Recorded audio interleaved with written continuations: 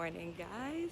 So I'm here on campus early today because one of our jobs as second years is stocking the food store in the vet school lounge, and the second years are allowed to buy food, stock the store, and then sell it back to the vet school for like a fundraising event. So every second year class gets to do it every year, so we're in charge of it this year. So I had to go out yesterday and buy all the food for it, and I'm here now to restock it. And I do that about like once a month, I would say. We run out of food.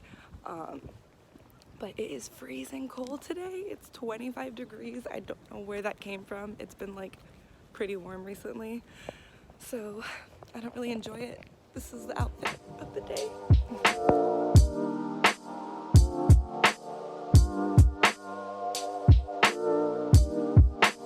Alright, so I'm about to go to the gym right now, but before I do so, I want to explain to you guys the madness that's been occurring in my life recently. So the other day, Finn, my cat, ended up getting a urinary blockage. And so if you don't know, basically that's a condition where either something, whether it's a stone or just a mucus plug or even just inflammation, blocks their urethra and they're unable to urinate, and that potentially can be a very serious life-threatening situation, and it ends up leading to things like acidosis or systemic toxicosis, hyperkalemia. Anyway, super dangerous, life-threatening things. So when I noticed him, he was walking around my house like straining to urinate, and 2 weeks prior to that, I had taken him into a clinic because I thought he just had a UTI. They didn't run any tests or anything, but they just treated him for cystitis, which is inflammation of his bladder, and he did really well after that. He had no issues, but literally 2 weeks to the date, it started happening again, and this time it just seemed more painful to me. He seemed like he was in a lot more discomfort, but I knew like how serious blockages could potentially be, so I took him into emergency the next day at school, and of course he was blocked. So he is now on a whole regimen of medications. I had to change his diet. But the day after I took in Finn, I ended up having to take in Pokey because he had been having diarrhea for a while and it was concerning me, and I felt like he was losing weight. So I took him in, and we didn't really come up with like a definitive answer of what's going on, but we're treating him symptomatically right now. So I had to change his diet again as well. He's on antibiotics, and he seems to have improved. Like, I'm not noticing the diarrhea anymore. But if he doesn't continue improving, they kind of wanted me to bring him back in to see a specialist. Right now, it's very stressful in this household.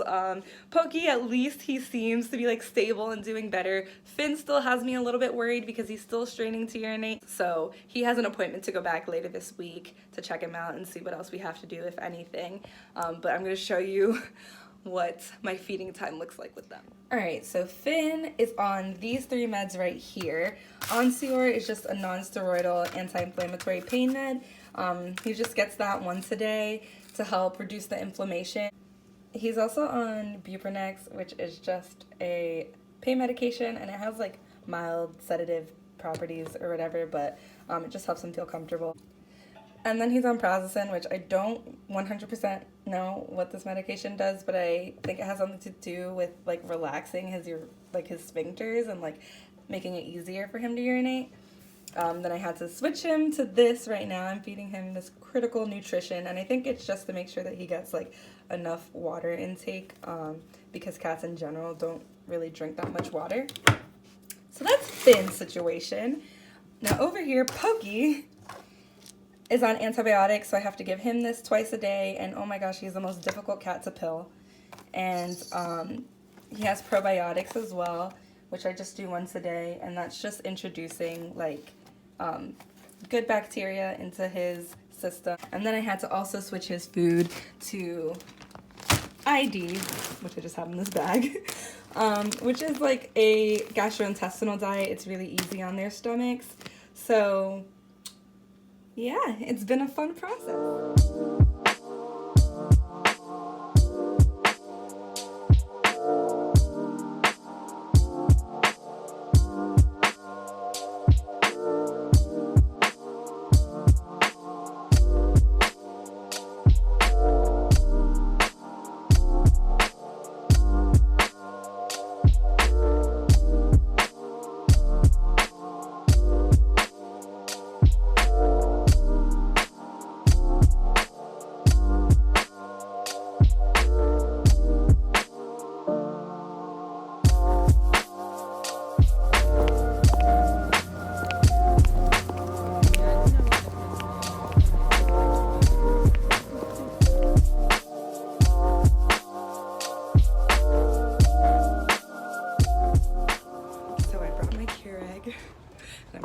to put it in the store. So now people have coffee every morning. So now this is the coffee station we have set up now. So cute. So we got out of class at 3, before 3 again today. So I just got home and changed, and now I'm going straight to the gym so I can maximize my time and have some time to chill before I have to start studying again. So before I get into studying for the night, I've been procrastinating and doing what I do best, online shopping, but it's for a good cause. I am interested in being a mixed animal veterinarian, and so of course that includes large animals, and I love working with horses. I've yet to work with any cows or anything, but I've been applying to a lot of large animal internships over the summer, and I'm just trying to get all around like a lot more experience in that aspect. So usually when I do work with large animals, I wear my hiking boots, and because they're really thick boots, so if I get stepped on or anything, it's not gonna hurt, and they're really durable and they can withstand the outdoors and stuff like that. But they're like 10 pounds each, so they're just super heavy and they weigh me down. So I've been looking into cowboy boots because I wanted to get a pair for a very long time. So let me show you real quick. So I've been putting a lot of research into this, and Pokey has something to say. But so I like these ones that are from Aria, and I went to the actual Aria website, and they're a lot cheaper on Amazon. And these ones are specifically like state that they're work boots, so I think that they're hopefully will be more durable. And let's see, hopefully the price doesn't change when I pick my size. Yep, 109. So if you don't know, cowboy boots are ridiculously expensive, but 109 seems to be like very cheap compared to what I've been finding. So I think it's worth it because hopefully they'll last me a long time. So I thought I was done procrastinating and ready to get into studying, but I wasn't. I lied to myself. I started searching the internet, and now next thing you know, I just signed myself up to become fear-free certified. So if you don't know, basically fear-free is a certification that you can get that ensures you have learned and studied practices to help reduce anxiety and stress related with trips to the veterinary clinic. So in animals, especially cats, that stress out very easily in those types of environments, Fear-Free kind of teaches you how to go about handling those patients and giving them the most positive veterinary experience that you can. So I just signed up. Here's my pledge.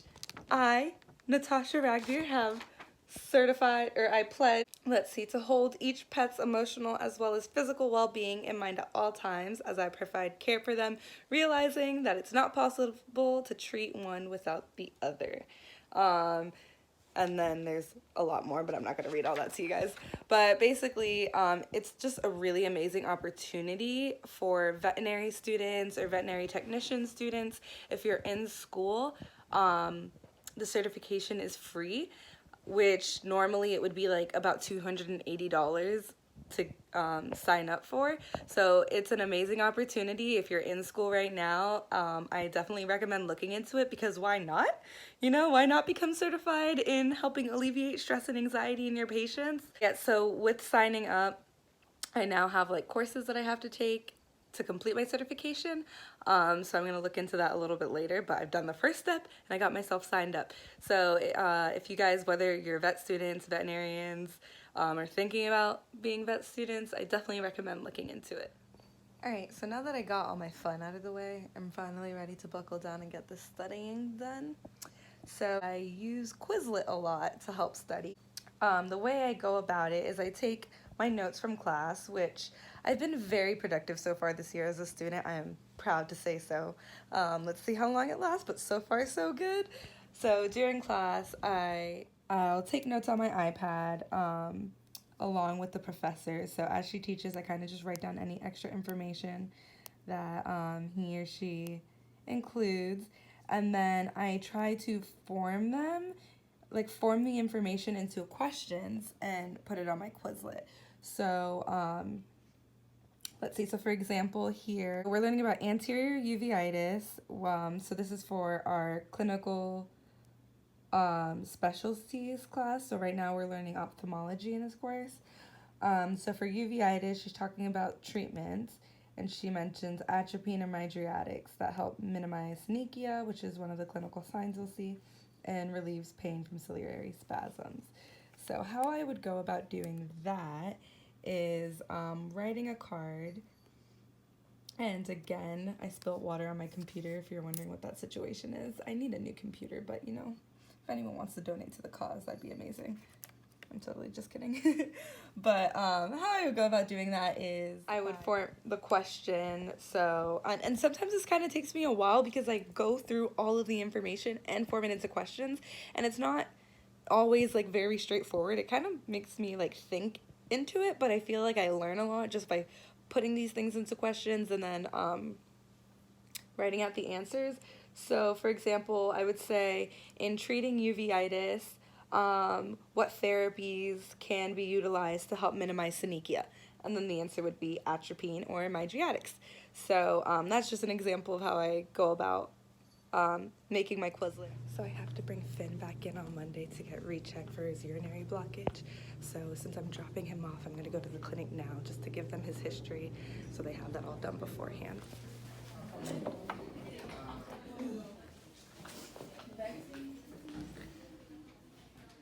So we just got home not too long ago. Fridays are amazing because we start classes at 9 and we're done by 12. So I love them.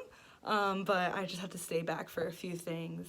And now I am on my way to an eye exam because somehow, don't tell me how, I don't know, I broke my glasses, like one of the parts that goes behind your ear just like fell off. And then they told me that it's irreplaceable. So now I need to go, of course my prescription was expired. So now I need to go get a whole new eye exam, a new prescription, so I can go get new glasses. Let me tell you, my life has been in shambles, but it's fine. We're gonna make our way through it.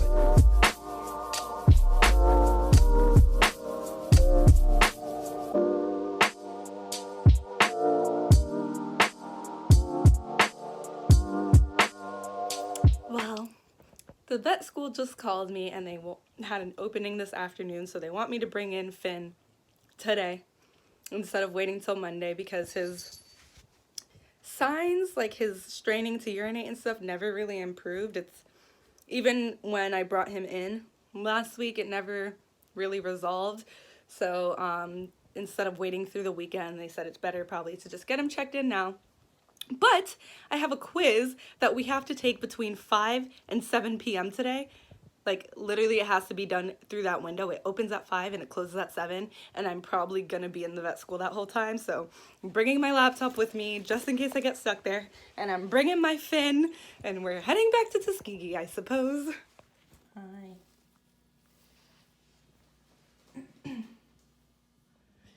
All right, so we're back with more drugs.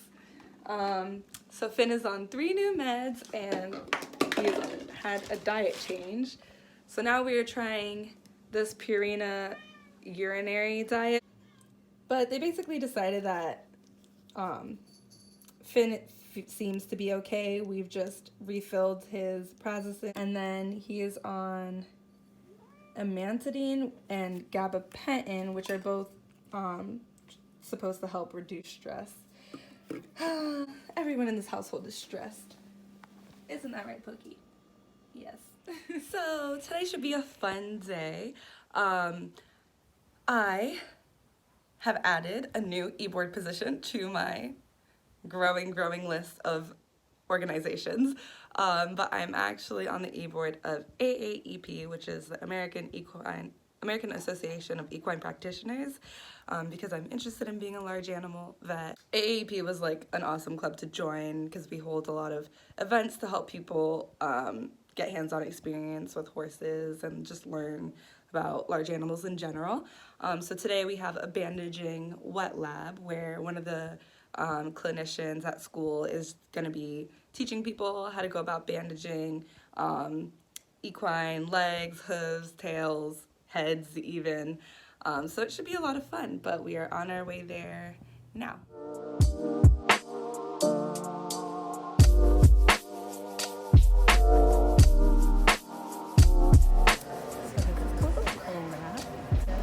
Basically, you want to make sure that you are wrapping beneath the end of there.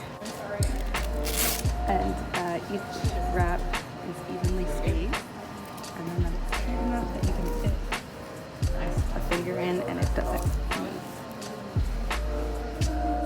Standing bandage, same concept, it just has a cotton pad on the underside.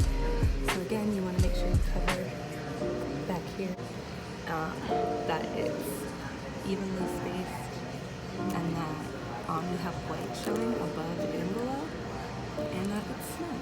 So you can see it's pretty tight. It doesn't move. So I think that should be a good bandage. Look what came in!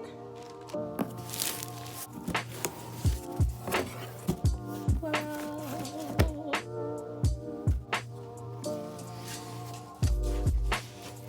Wow, this would be so handy if they came in like, 4 hours ago when I was out there in the barn working with horses. But I'm ready now. Good morning! I'm gonna go off and recycle my recyclables today. I showed you guys before, but the place I live at, they don't have like a recycling bin or anything, so I just take my recyclables out. It's kind of like a 15-minute drive, but I don't know. It makes me feel good. I like to do any little bit I can to help. And then after that, I'm going to just go straight to the gym, then to the library. So hopefully I can get everything out of the way early so that I can spend the rest of my night relaxing and just getting my life together before class.